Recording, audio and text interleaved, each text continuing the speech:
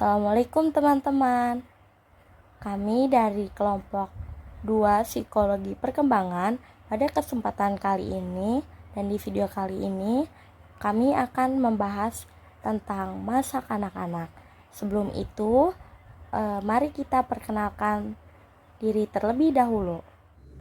Perkenalkan, nama saya Marita Nur Fadila dengan NIM 2313480. Warahmatullahi wabarakatuh. Perkenalkan, nama saya Muhammad Wildan Septiana dari BKI 3C dengan NIM 2331483. Perkenalkan, nama saya Fatiatur Rahma dengan NIM 2331497. Halo semua, perkenalkan nama saya Asyik Purnama dari jurusan Bimbingan Konseling Islam kelas BKI 3C.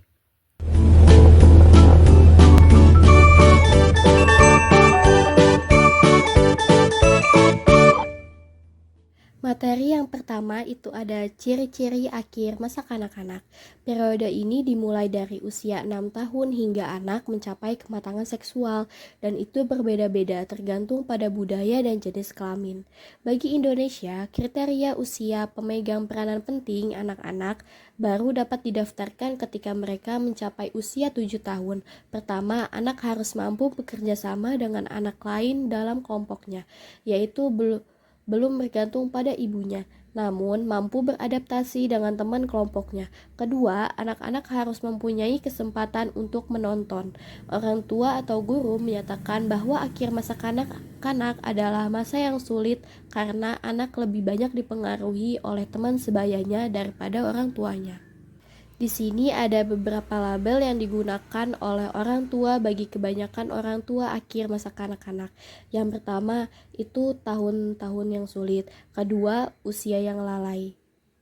Di mana usia yang lalai, para pendidik memberi label akhir masa kanak-kanak sebagai satu, usia sekolah dasar, kedua, masa kritis, ketiga, label yang digunakan oleh psikolog. Tabel yang digunakan oleh psikolog itu terbagi lagi menjadi pertama kelompok umur, kedua nomor yang kompatibel, ketiga waktu kreatif, keempat memainkan angka. Tahap akhir masa kanak-kanak ada dua. Yang pertama itu ada kelas bawah sekolah dasar dari umur 6 tahun sampai 9 tahun. Yang kedua ada usia sekolah dasar kelas atas usia 10 tahun sampai 13 tahun. Baik, pertumbuhan fisik pada anak usia pertengahan berjalan lambat. Meskipun pertumbuhan hariannya tidak begitu jelas, akan tetapi perbedaannya akan terlihat pada anak usia 6 tahun yang masih anak kecil dan anak usia 11 tahun. Pada usia ini, mulai menyerupai orang dewasa dan bagian kaki bawahnya tinggi dari tubuh. Sementara itu, perubahan fisik yang berkurang terlihat adalah tulang menjadi lebih kaku di masa kanak-kanak, namun menjadi lebih bengkak dan meregang saat dewasa. Korteks prefrontal berfungsi lebih baik yang tercermin dalam perhatian, pemikiran, dan kontrol kognitif yang lebih baik seperti tinggi badan dan berat badan, pola makan dan waktu tidur, perkembangan otak, dan pengembangan keterampilan motorik dan fisik. Selanjutnya, pengertian kognitif. Pengertian kognitif adalah anak sangat mempengaruhi kemampuan berpikir mereka. Perkembangan kognitif mencakup proses berpikir yang melibatkan kemampuan seseorang untuk mengaitkan, mengevaluasi, dan mempertimbangkan berbagai peristiwa. Perkembangan kognitif mencakup cara berpikir individu dan cara kerja dari proses berpikir tersebut. Dalam perjalanan hidup seorang anak, mereka sering menghadapi masalah yang perlu dipecahkan, dan penyelesaian masalah ini adalah proses yang lebih kompleks. Komponen yang mempengaruhi perkembangan kognitif, anak mencerminkan bagaimana cara berpikir mereka mengalami kemajuan. Proses ini dipengaruhi oleh berbagai faktor yang berdampak pada pertumbuhan dan perkembangan mereka. Jumlah variabel yang dapat dipengaruhi perkembangan kognitif itu ada beberapa. Yang pertama ada faktor genetik.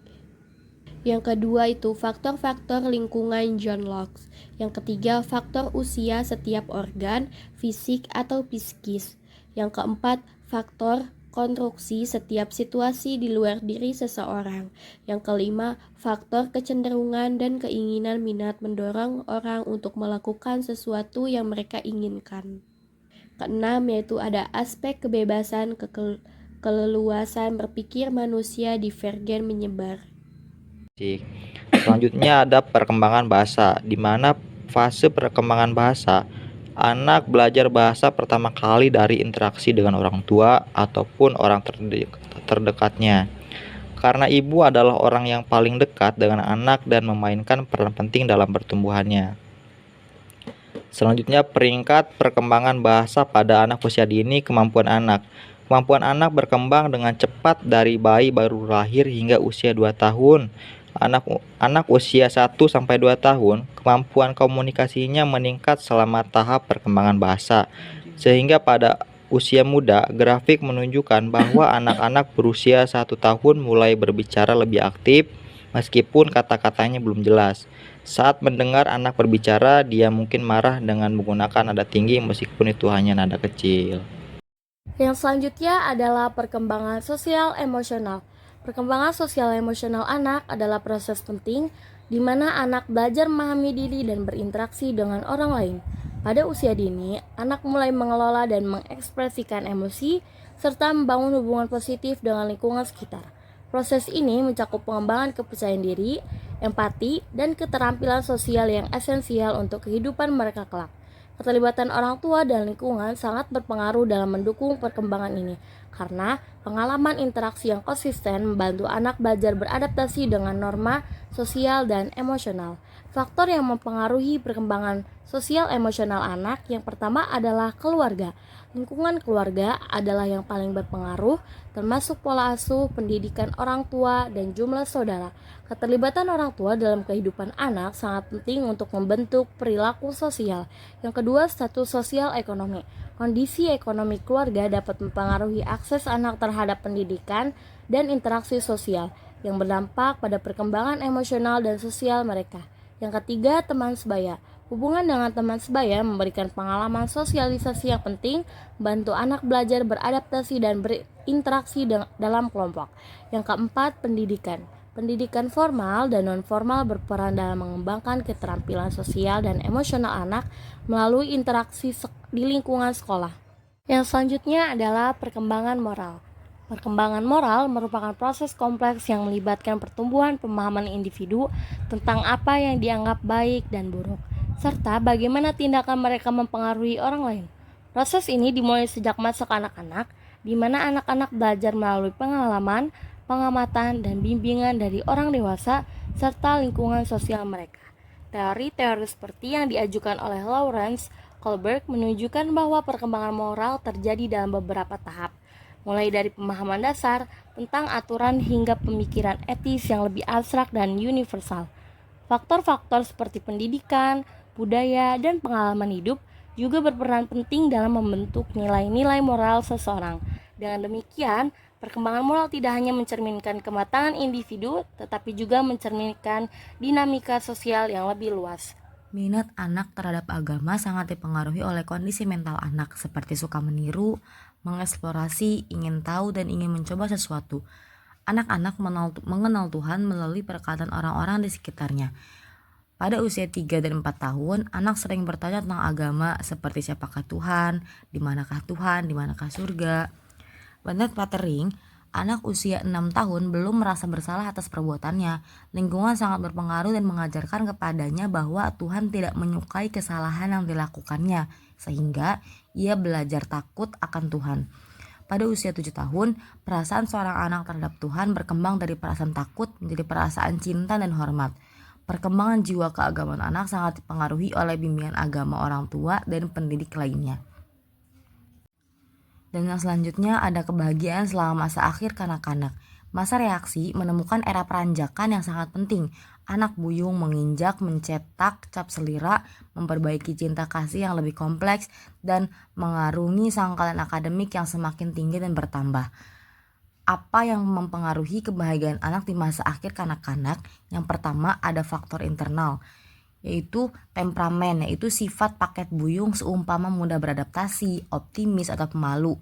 atau bisa menguasai bagaimana bergerak menggubris berbagai keadaan dan liki-liku kehidupan. Yang kedua ada perkembangan kognitif, yaitu kemampuan berbicara rangkuman dan membedah seksi yang semakin masak. Yang ketiga ada harga diri, yaitu seberapa negatif pilihan Buyung terhadap dirinya, batang tubuh akan sangat menguasai terhadap kurnia bergerak. Dan yang kedua ada faktor eksternal, yaitu yang pertama lingkungan keluarga, yaitu hubungan yang sangat hangat, pergesekan yang terbuka, dan santunan emosional berpokok ibu bapak dan yang sangat penting. Yang kedua ada lingkungan sekolah, yaitu suasana mencontoh yang negatif, pendidik yang peduli, dan penampilan akademik yang mengganjar bisa mempertinggi paham, yakin, selera Buyung. Yang ketiga ada teman sebaya, yaitu interaksi sosial yang negatif, pakai kronis sebanjar memasrahkan paham sah dan belongines. Yang keempat ada pengalaman hidup, yaitu pengalaman negatif seumpama kesuksesan, penghargaan, dan santunan sosial bisa mempertinggi kurnia.